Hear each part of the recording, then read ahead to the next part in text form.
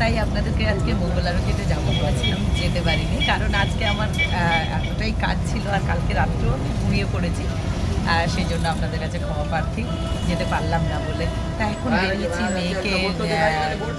মেয়েকে নিয়ে যাচ্ছে রিজুবাবু ডাক্তারের কাছে, আর আমিও যাচ্ছি। তা চলুন, আমি যাচ্ছি নিউ টাউনে, আর রেডি হয়ে বেরিয়েও পড়েছি। এখন বাজে 9:30।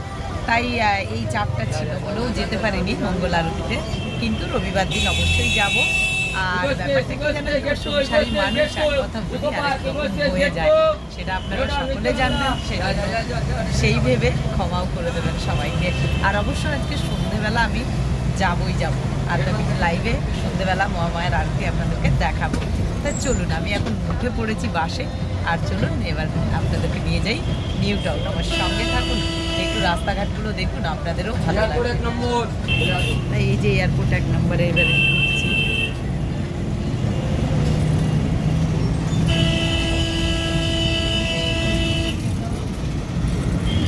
আর আপনারা সঙ্গে থাকলে বেশ ভালোই লাগে, নিজেকে একা লাগে না, মনে হয় যে আমার সঙ্গে আমার মানুষগুলি আছেন, এক ঘর মানুষ আছেন, ভালো লাগে বেশ।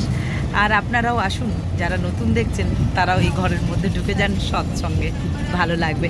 দুবেলায় লাইভ করি সৎসঙ্গে, নাম লাইভের সৎসঙ্গ, অনলাইন সৎসঙ্গে আপনারাও আসতে পারেন, ভালো লাগবে আপনাদেরও।